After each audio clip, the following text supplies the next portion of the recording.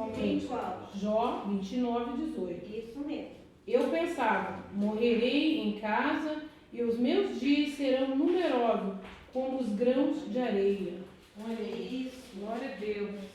E os meus dias serão numerosos como grãos de areia. Aleluia. Esse mesmo verso na Bíblia, King James, ele fala assim: então imaginava eu, morrerei no aconchego da minha casa, e os meus dias serão numerosos como os grãos de areia.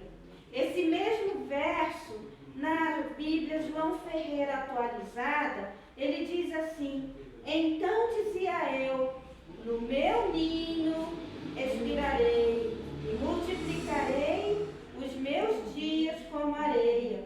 Na Bíblia Almeida Fiel, esse mesmo verso diz assim: e dizia, no meu ninho expirarei, e multiplicarei os meus dias como areia. Você notou uma palavra aí? Diz aconchego, diz ninho. Essa palavra, ninho, aconchego, é uma palavra que Deus deseja que seja o nosso lar hoje. Que o nosso lar seja um aconchego, que o nosso lar seja um ninho. Certo? Quando Ele olha para dentro da nossa casa, Ele deseja que seja assim. Hoje nós temos lares com uma pessoa sendo mãe, sozinha. Nós temos lares com um pai sendo pai sozinho. Verdade. Nós temos lares com um pai onde a esposa não é a mãe dos filhos dele, a progenitora. Nós temos lares onde o marido não é o progenitor de um ou de mais filhos. Nós temos diversos lares hoje. Diversos lares. Nós temos lares modificados do que o que Deus planejou. Nós temos diversos lares. Porém, nós temos também tutores, cuidadores, nós temos pessoas que ficam responsáveis, avós que cuidam de um menor, de alguém, né? De uma criança, de um adolescente, de um jovem, até que ele se torne maior de idade, responsável por si mesmo, de um incapaz. Nós temos lares assim. Todas essas pessoas, elas se tornam o que Deus chama no verso 17 desse mesmo capítulo. Não fecha a Bíblia, tá? Não fecha a Bíblia de Jó 29. Do verso 29, do verso 17 de Jó 29, tá? O verso 17, Jó diz assim: eu acabava com o poder dos exploradores e livrava das suas garras as vítimas. Jó está falando no caso dele, num passado antes dele adoecer. Que no caso de Jó, ele adoeceu, ele perdeu o lar, ele perdeu os filhos, ele perdeu empregados, ele perdeu tudo. Né? Na nossa vida hoje, cada um tem um motivo do seu lar hoje, talvez não ser aquele ninho que Deus gostaria que ele fosse. Aquele aconchego perfeito que Deus gostaria que ele fosse. Que nós gostaríamos que o nosso lar fosse. Mas uma coisa nós não deixamos de ser, como Jó disse. Nós somos os defensores do nosso lar. Deus nos vê como defensores do nosso lar. E o defensor do lar, como eu disse, ele pode ser um tutor, ele pode ser aquele que não é o progenitor, mas ele se uniu ao progenitor de um filho, de um herdeiro, de um incapaz de se cuidar. Ele pode ser o tutor, ele pode ser uma mãe sozinha, um pai sozinho. Ele é o defensor daquele lar. responsável de alguém que ele cuida dentro daquele lar, Deus o vê como o defensor daquele lar. E quando é que alguém, como Jó disse no passado, Jó disse no passado, no verso 17, eu acabava, né, ele fala no passado, com o poder dos exploradores e livrava das suas garras as vítimas. Quando é que alguém deixa de ser o defensor do seu lar? Através de uma dor, né?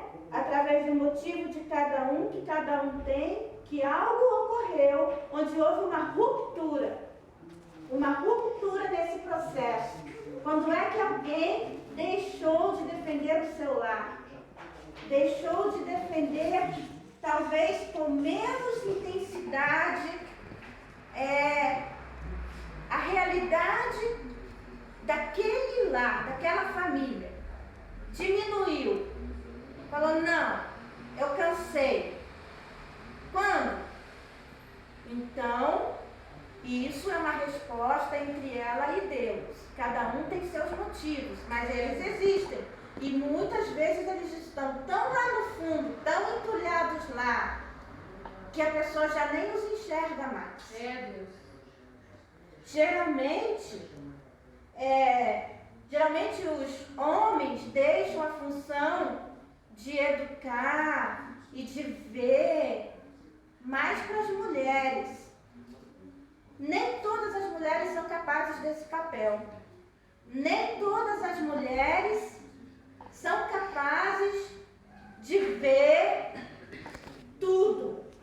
Mas essa defensoria, ela faz parte do casal. Ela não é nem somente do homem e nem somente da mulher. Esse papel do defensor do lar, que Deus olha lá de cima. E como Jó disse, eu defendia, eu ia com garra, eu ia para cima dos violentos, eu defendia. Jó se referia porque ele era um juiz. Ele administrava as empresas dele e ele era um juiz. Ele julgava na praça, no tempo dele. Ele ia com unhas e dentes para defender e com justiça. Jamais alguém iria contra a família dele, porque ele ia com unhas e dentes para trazer para nós hoje. Esse papel hoje, ele não é apenas do homem de defender o seu lar. Nós que somos cristãos aqui, do poder das trevas, do mal, esse poder hoje é do homem e da mulher. Tanto faz se ele é um homem sozinho que cria os filhos, uma mulher sozinha que cria os filhos, se o homem é o progenitor, a mulher não, se a mulher é a progenitora, o marido não é, se ele é apenas um tutor, mas diante de Deus, ele é o defensor do lar, segundo esse versículo 17.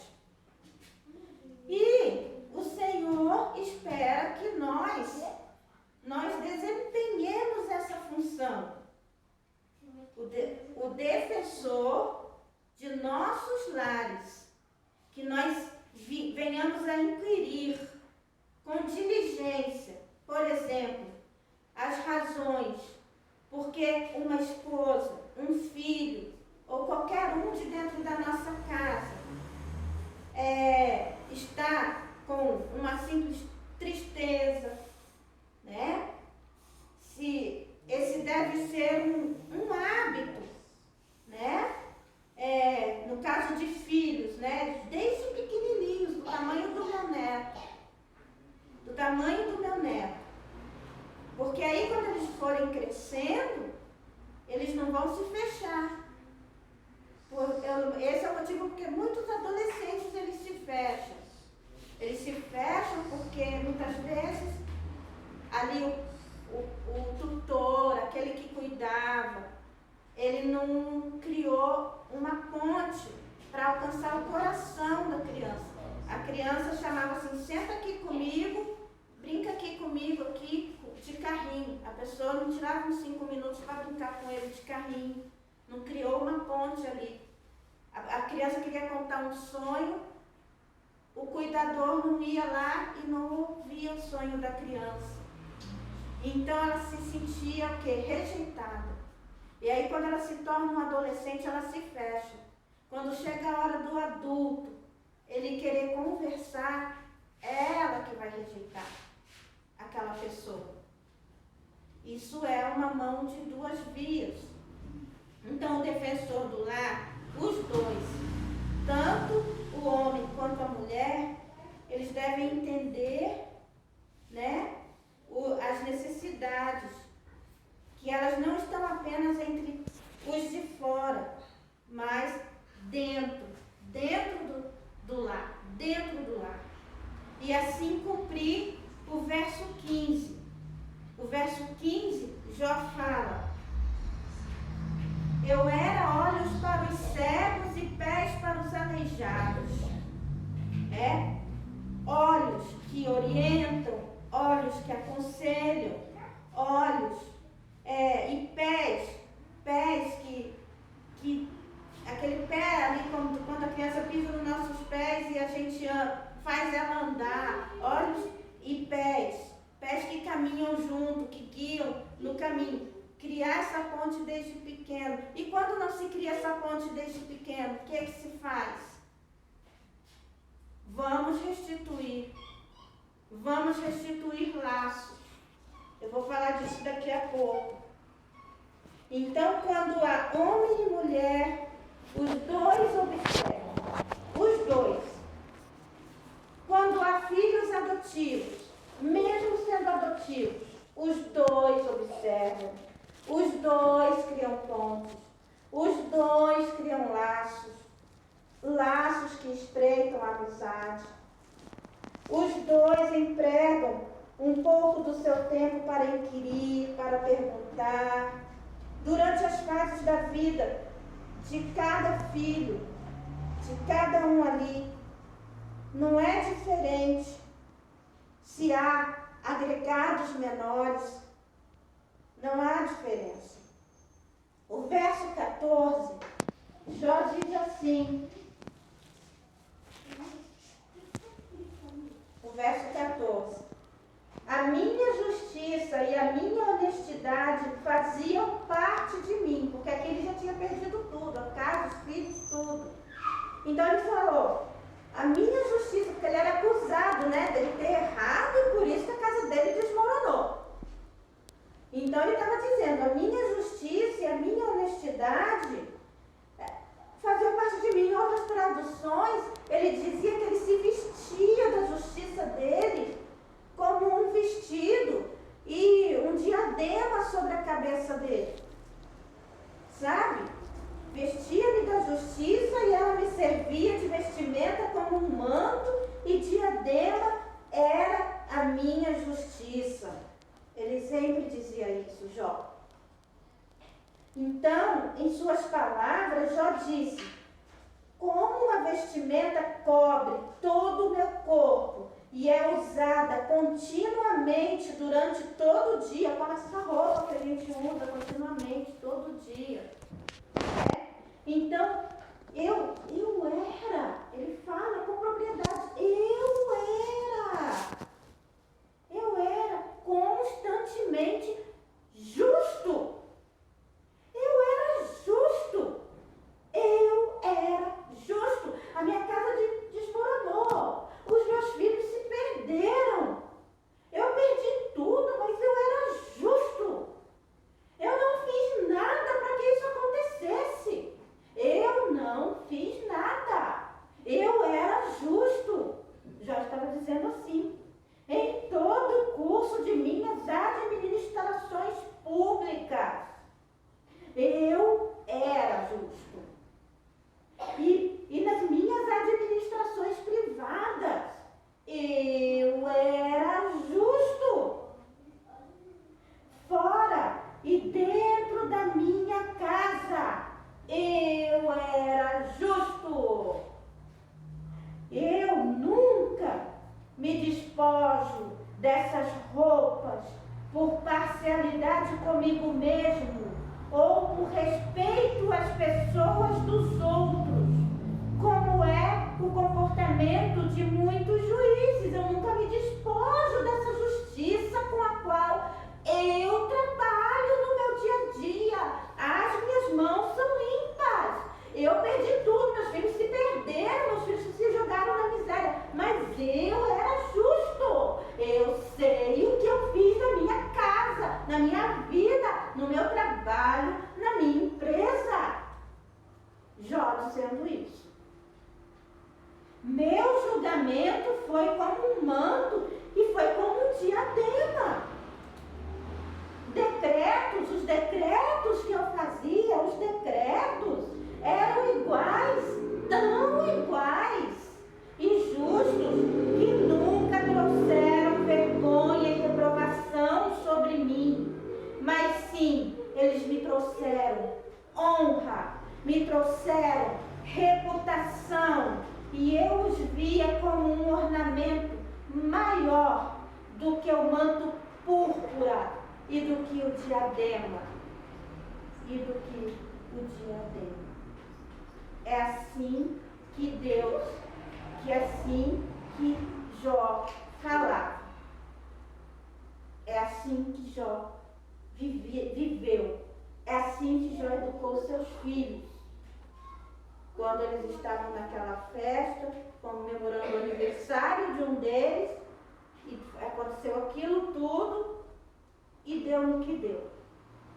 Então, Deus espera dos defensores do lar que eles não se culpem, mas que eles tenham força. Tenham força. Porque no verso 12 e no verso 13, olha que Jó diz: pois eu ajudava os pobres que pediam ajuda e cuidava dos órfãos que não tinham quem os protegesse. Pessoas que estavam na miséria me abençoavam e as viúvas se alegravam com o meu auxílio. O que é que isso mostra hoje para nós? Mostra para nós que Deus espera dos defensores.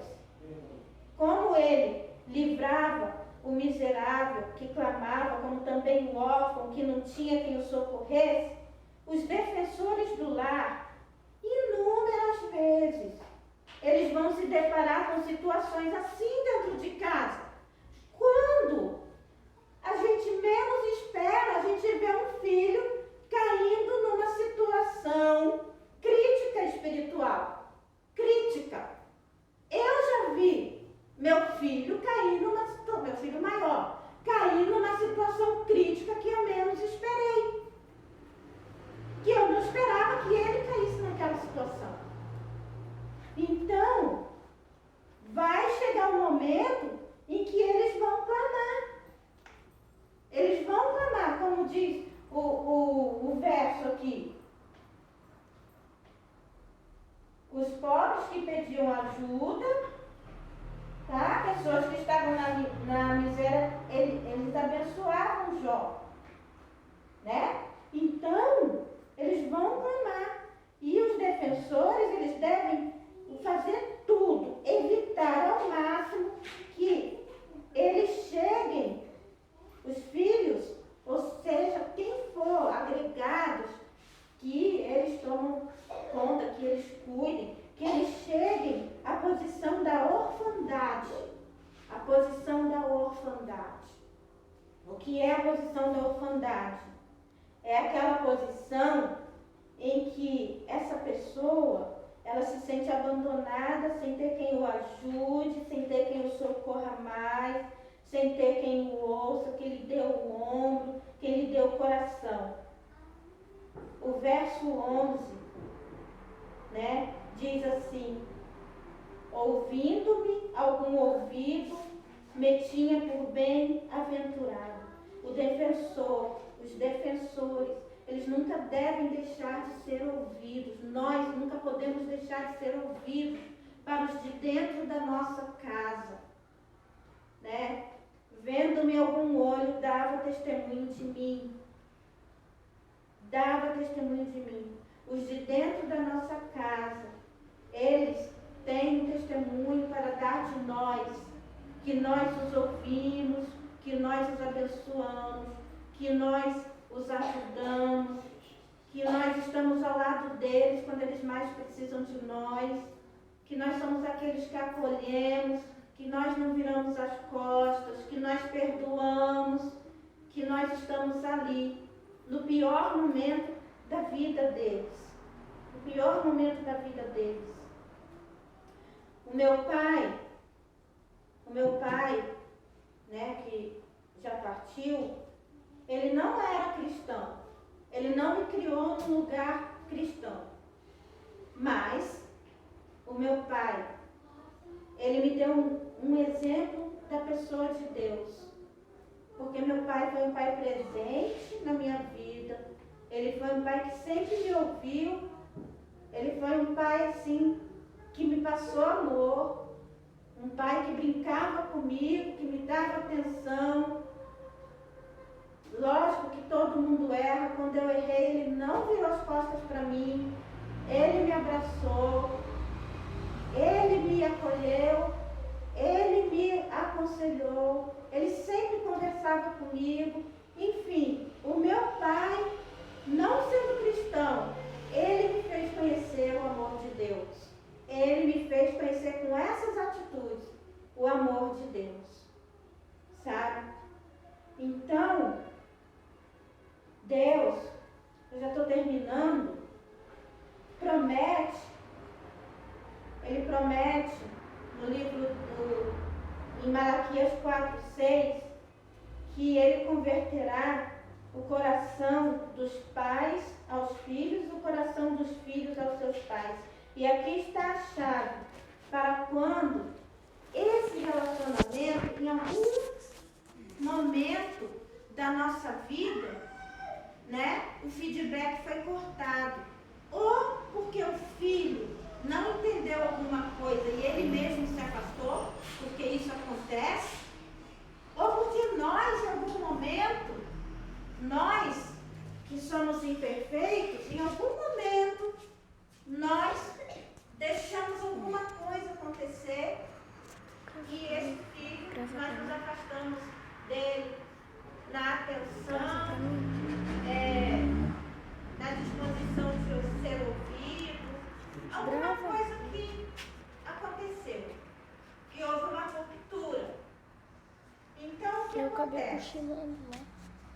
Converter é um verbo que ele é um verbo transitivo direto e ele é pronominal.